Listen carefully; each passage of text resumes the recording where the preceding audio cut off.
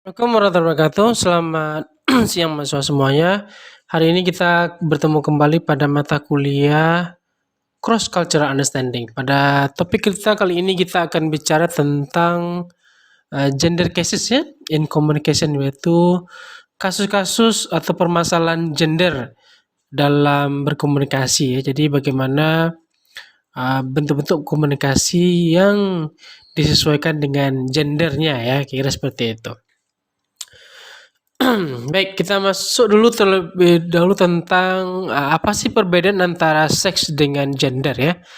Jadi kalau kita bicara tentang seks atau gender, seks itu refers to a set of biological attributes in human and animals.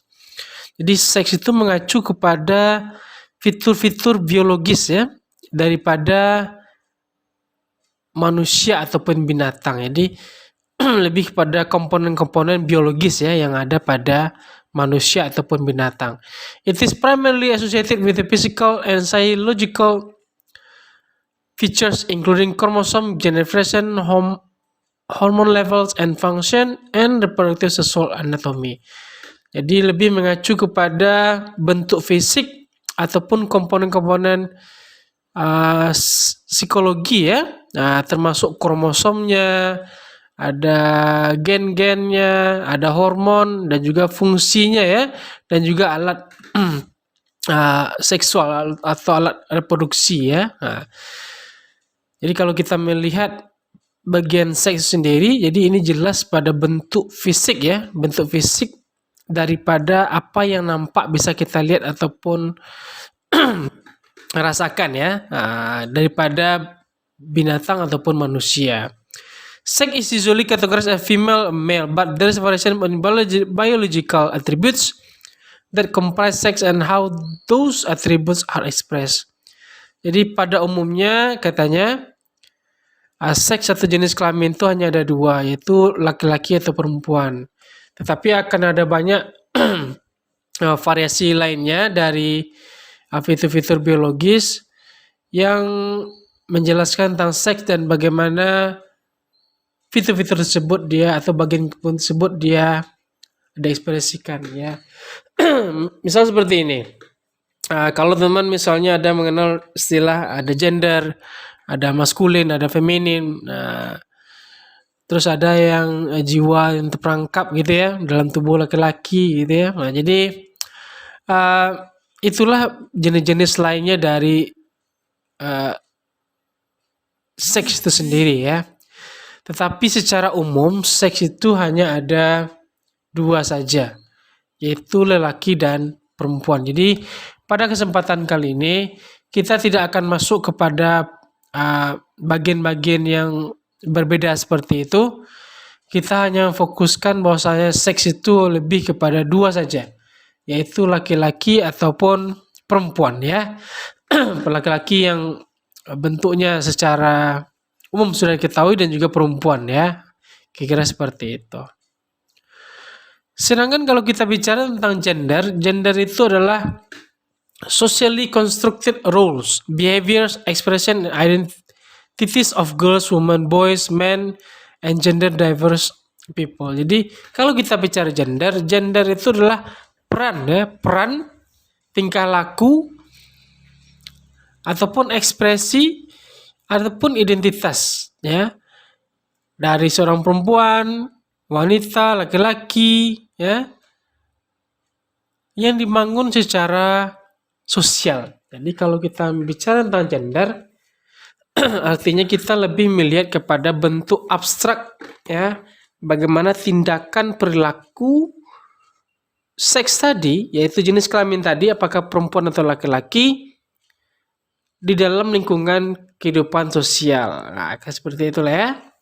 It influences how people perceive themselves and each other. Jadi bagaimana orang-orang itu mau berinteraksi dengan mereka.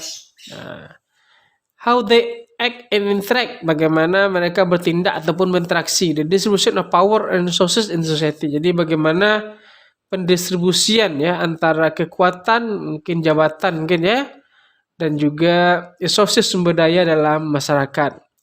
Gender identity is not confined to a binary, girl, woman, boy, man, nor it is static.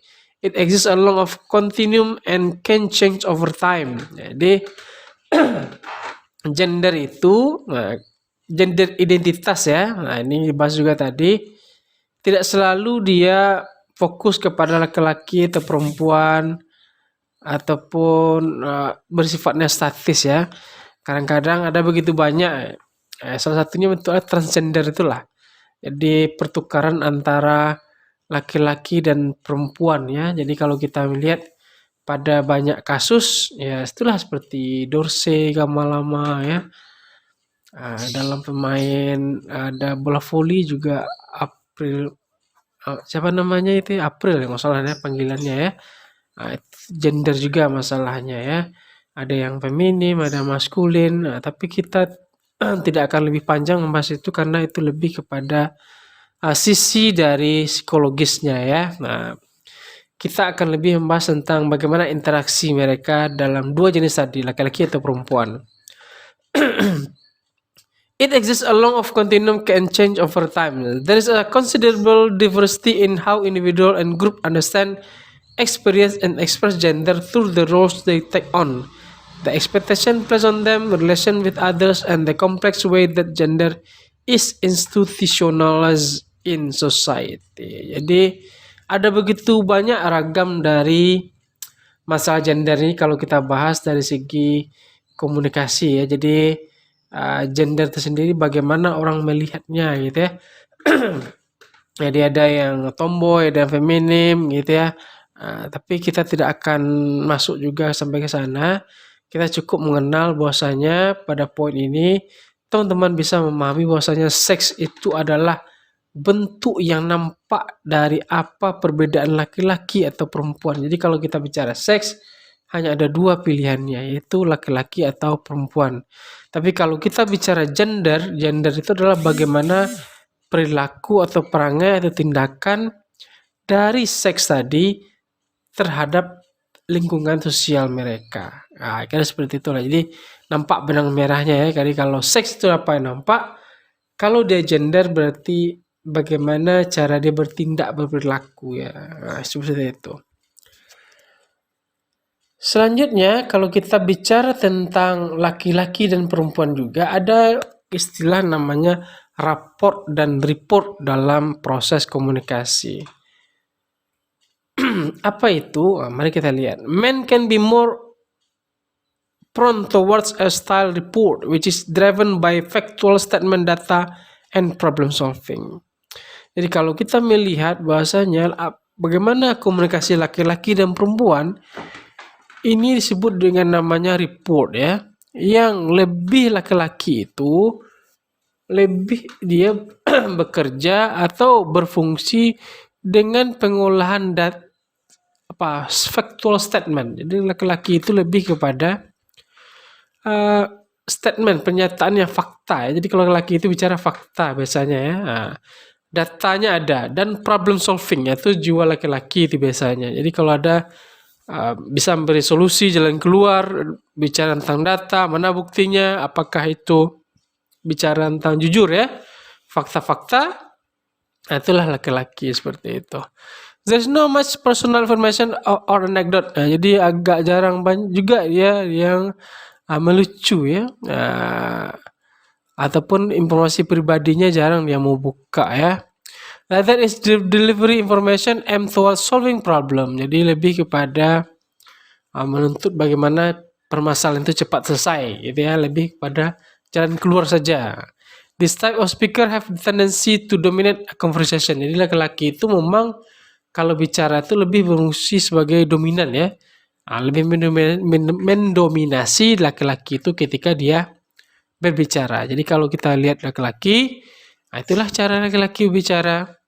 Lebih kepada statement yang fakta, ada data, memberikan jalan keluar. Itulah gaya laki ya. Kalau kita melihat dari cara perempuan, perempuan itu sebaliknya. Dia menggunakan istilah rapport namanya. Yaitu apa? More relationship building type communication. Jadi komunikasi itu yang perempuan lebih kepada hubungan sifatnya. Lebih kepada hubungan ya. Bagaimana hubungan sosial mereka, itulah yang perbedaan antara laki-laki. Ini lebih kepada hubungan ya. There is more personal information share nih. Perempuan tuh lebih suka dia menceritakan masalah pribadinya, gitu ya. Personal information share. Hal-hal yang ada pada diri pribadinya itu diceritakannya. Dan menekankan inclusion of all speaker in the conversation. Jadi menekankan pentingnya pembicara itu dalam sebuah percakapan. Problems tend to be solved within the conversation with all people encouraged to contribute. Jadi kalau perempuan dia masalah-masalah yang ada pada dirinya itu biasanya terselesaikan kalau dia melakukan proses berbicara atau ngomong gitu ya, dengan orang-orang yang mereka pikir itu dapat memberikan kontribusi. Gitu ya. Jadi itulah beberapa gaya perempuan laki-laki. Kalau laki-laki dia lebih diri sendiri ya, self driven ya. Jadi dia bergerak sendiri, memikirkan sendiri, bicara tentang fakta, data ataupun jalan keluar sendiri. Kalau perempuan, itulah dia lebih kepada membangun itu hubungan sosial gitu ya. Kalau kita lihat itu semuanya perempuan itu lebih banyak teman-temannya ya ketimbang laki-laki ya. Nah, lebih suka bicara gitu ya. Nah, walaupun masalah pribadi, itu juga dibicarakan. Dan masalah itu bagi perempuan lebih enak untuk dibicarakan dengan orang lain ya. Kenapa? Karena dengan bicara dengan orang lain, masalahnya akan terpecahkan. Berbeda laki-laki dia menyelesaikan masalah itu sendiri ya. Tidak butuh bantuan orang lain. Oke? Nah. Kalau kita melihat dari tone of speech, jadi kalau kita melihat dari nada dari bicara mereka, nah mari kita lihat juga. In addition to these different conventional goals, women tend to use wider range of pitch while speaking. Jadi kalau kita melihat tone speech-nya, jadi perempuan itu lebih menggunakan range yang lebih luas dari tekanan ya ketika mereka bicara using 5 tones to men's 3. Jadi perempuan tuh lebih memiliki 5 tonesnya ya, banyak variasinya ketimbang laki-laki hanya 3 saja. This wider range of use in women can lead to them sounding more emotional and they will vary into higher pitch tone especially under duress. Jadi kalau misalnya perempuan bicara itu mereka lebih kepada emosional. Ya, mereka cenderung emosional dan mereka memiliki pitch tekanan nada yang berbeda-beda. Apalagi mereka kalau duress, bisa saja seperti stres ya. Jadi perempuan itu kalau bicara emosinya yang keluar ya, bukan logikanya, emosinya itu yang lebih ditekankannya. Dan nada bicaranya itu lebih beragam sekali ya. Pusing kita kadang-kadang untuk melihat bagaimana seorang perempuan itu berbicara ya. Karena nadanya itu dia bisa banyak sekali. Kalau laki dia agak mungkin bisa kita bilang mono ya. Nah, men tend to have deeper voice. Laki-laki dia lebih agak suaranya dalam ya, agak ngebas gitulah. Which is are most confident. Jadi laki-laki itu lebih menjadi percaya diri, suaranya agak ke dalam gitu, ngebas gitu ya. Walaupun mereka kurang dari varian, jadi agak mono gitu ya. Can stray into a monotony at times. Jadi laki-laki itu bicara kadang-kadang dia ya agak mono dalam bicara ya, mungkin bosan kita karena nadanya itu tidak menarik kadang-kadang untuk didengarkan. Tapi kalau perempuan, jadi dia memiliki berbagai macam nada bicara sehingga bisa berlama-lama untuk berbicara. Kalau laki-laki dia nadanya statis sehingga membuat kita itu agak kurang mau untuk berlama-lama untuk bicara karena nada itu mono sekali ya. Dan range-nya itu ya nadanya itu ya gitu-gitu saja. Tidak menarik untuk didengarkan ya. Itulah dunia laki-laki dalam berbicara. Tapi kalau perempuan lebih banyak range-nya banyak macam tinggi rendahnya banyak juga variannya, dan lebih memiliki tekanan suara yang lebih tinggi daripada laki-laki. Ya, kira-kira seperti itu. Selanjutnya, kalau kita melihat dari body movement, di sini ada facial expression. Kalau and emotion ya, kalau kita melihat katanya women tend to use more facial expression along with nodding and use them communicate a range of things from agreement to confirmation, and then they are listening to encouraging the speaker to continue. Jadi dapat kita lihat di sini perempuan itu lebih banyak dia menggunakan facial expression, ekspresi wajah dia. Ya, di samping dia menundukkan kepala dan menggunakannya untuk berkomunikasi dengan berbagai macam hal, mulai dari setuju untuk mengkonfirmasi sesuatu, bahkan mereka mendengarkan untuk mensupport si pembicara itu untuk melanjutkan lagi pembicaraannya gitu ya. Jadi ada rasa curiosity ya. Kalau ke laki tentu saja kebalikan dari itu ya. They smile and tilt their head toward the person. Jadi mereka bicara dan menggerakkan kepala mereka kepada orang tersebut, positioning themselves in a way that shows I'm listening to you. Jadi posisi mereka bicara itu seolah menunjukkan kepada yang lain bahwasanya mereka itu sedang mendengarkan kita ya, seolah-olah mereka sedang mendengarkan kita. Men when non-verbally communicating, jadi laki-laki itu lebih banyak dia tidak menggunakan bahasa tubuh ya. Tidak banyak laki-laki itu menggunakan bahasa tubuh. Tend to offer far less or feedback on encouragement. Jadi agak kurang dia dalam memberikan feedback ataupun encouragement ya. Jadi memberikan semangat, nasihat seperti itu ataupun feedback responnya mungkin agak lambat laki-laki ya. Their non-verbal feedback is much more sparse. Jadi balasan yang non-feedback seperti itu, yang tidak ada balasannya seperti itu, mungkin agak membuat kita jengkel atau marah gitu atau bosan dalam bicara ya. They might lean back, close their face off, and listen passively to as someone communicates to them. Jadi kadang mereka bicara itu ya mereka baringkan tubuh mereka, kadang menutup wajah mereka. Kadang-kadang mereka tidak mendengarkan dengan serius ketika seorang bicara. Itulah laki-laki. Jadi kalau laki-laki itu bicara, ya matanya kemana-mana gitu ya. Kadang-kadang dia tidak fokus dalam melihat gitu ya. Jadi mendengarkan serius apa tidak, itulah dunia laki-laki dalam berbicara ya. Kalau perempuan kan beda, dia fokus ya. Dia menunjukkan bahwasanya saya mau mendengarkan Anda ya. Tapi kalau perempuan dia agak beda dalam melihat kasus ini kalau mereka berbicara ya. Men tend to better hiding their emotion. Jadi laki-laki itu lebih cenderung bisa menyimpan emosi mereka. Sedangkan perempuan itu lebih suka menunjukkan emosi di wajah mereka.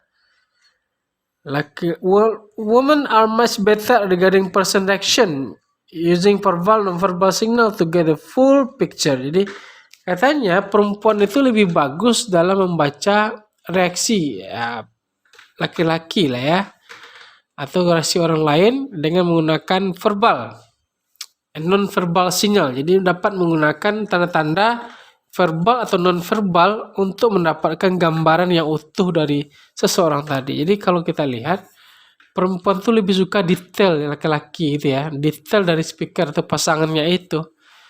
Jadi bagaimana perempuan itu lebih suka melihat seluruh dari anggota tubuh anggota dari lawan bicara mereka. Karena mereka akan mengges, menerka atau menebak bagaimana karakter dari seseorang laki-laki tersebut. Oke, itu dia terkait dengan facial expression dan emotion. Dapat kita lihat di sini bahwasanya kalau dia perempuan itu dia lebih aktif untuk mendengarkan atau menggunakan bahasa tubuhnya dalam berkomunikasi. Sedangkan laki-laki itu lebih kepada jiwa yang seolah-olah mau mendengarkan gitu ya terhadap apa yang disampaikan oleh si pembicaranya.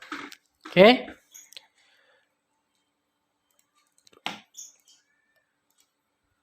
Kalau kita masuk kepada kajian tentang eye contact, eye contact itu kontak mata.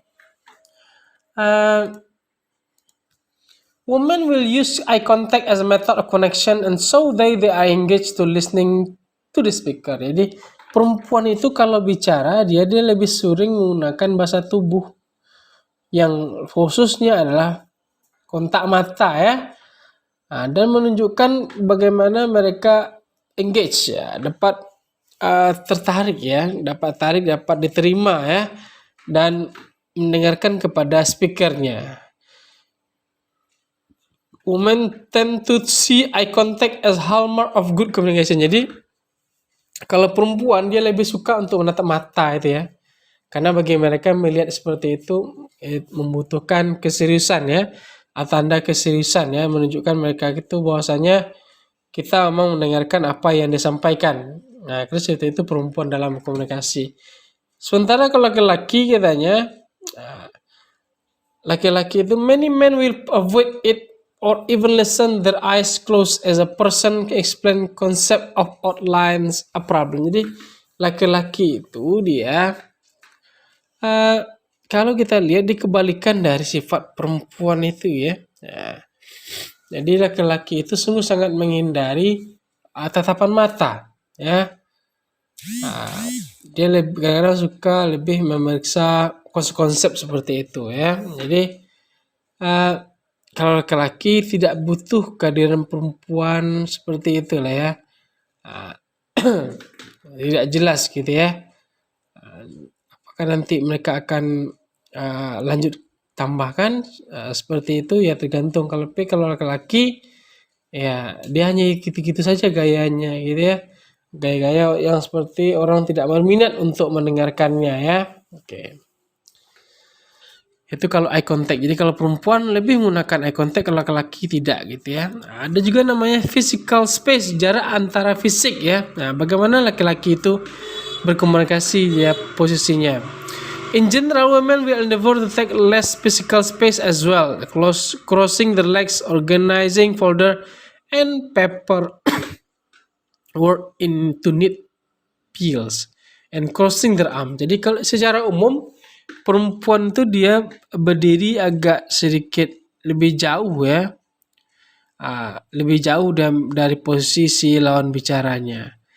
Kadang-kadang mereka crossing the legs, menyilangkan lututnya ya,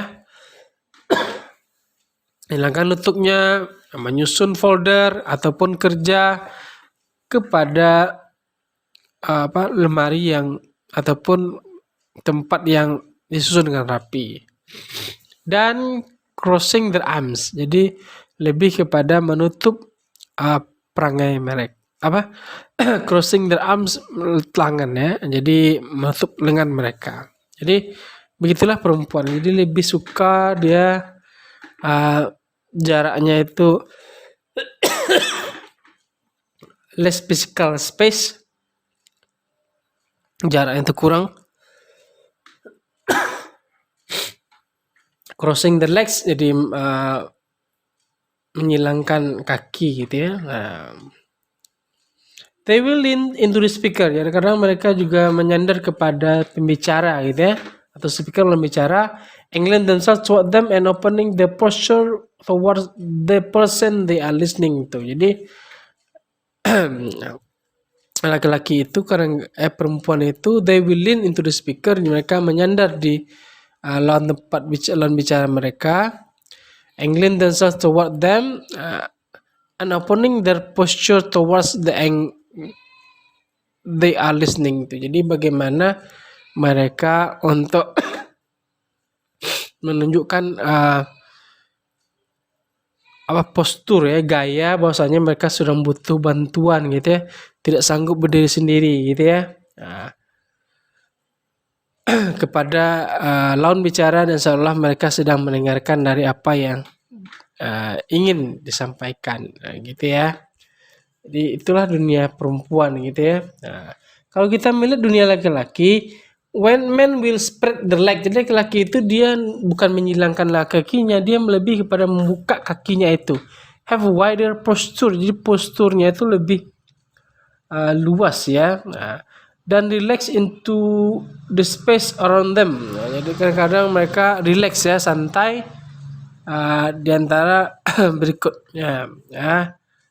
Relax into the space and around them. Jadi agak santai saja mereka laki-laki itu berbicara ya, kadang dekat kadang jauh gitu ya. Itulah gaya mereka dalam bicara gitu ya, laki-laki ya. They might lean back and away from the speaker. Kadang-kadang mereka juga menyandar dan mendapatkan kehilangan dari speakernya. They might lean back away from the speaker or conversely stand tall and impose into the space of the person talking, person speaking to them to communicate dominance. Jadi kalau kita ambil laki-laki itu kalau dia berbicara away from the speaker ya, jadi mereka agak jauh berdirinya pada laki-laki. They might lean back and away from the speaker, jadi mereka menyandar ya kepada laki-laki bisa, pada tempat lain juga bisa. Kalau laki-laki lebih kepada menyilangkan kakinya, membuka kakinya itu ya, memiliki postur tubuh yang lebih luas dalam berbicara. Selanjutnya relax dalam berkomunikasi. Kadang-kadang laki-laki itu dia lebih stands tall impose into the space person to them to communicate dominance. Jadi mereka itu kadang-kadang berkomunikasi, laki-laki itu seolah menunjukkan sisi dominan mereka ya sebagai makhluk ciptaan Tuhan. Karena seperti itu ya. Itu antara fisikal. Jadi kalau perempuan dia lebih woman will never to take up less physical space as well. Jadi agak kurang dia dalam menerapkan jarak gitu ya. Kalau laki dia lebih membuka kaki ya, lebih wider postur dan relax ya. Itulah dunia laki-laki. Tapi kalau perempuan seperti yang kita bahas tadi ya. Selanjutnya ini adalah topik kita terakhir untuk hari ini, yaitu touch, bagaimana perempuan dan laki-laki itu bisa menyentuh ya. Yang pertama itu woman will touch as a reassuring connection, building a tool using a hug or touch on the arm to offer support to the speaker. Jadi kalau perempuan dia akan menggunakan sentuhannya untuk reassuring ya, menetapkan ya, ataupun connection building tool. Jadi alat-alat untuk menghubungkan, membentukkan ya, atau mana ya. Jadi bagaimana perempuan itu dia berkomunikasi dengan lawan bicaranya itu ya, dia menggunakan hug, pelukan ya, or touch on the arm, pegang dengan tangan untuk menawarkan sesuatu atau bantuan kepada lawan bicara mereka. Kalau kita bicara ke laki, will use it as a show of dominance. Jadi ke laki itu lebih menunjukkan sisi dominannya ketika mereka lagi berbicara ya. We slap on the back. Jadi kadang-kadang dia tepuk punggung lawan bicaranya itu. And handshakes ya, berjabatan tangan, setting tone that they want to pursue. Jadi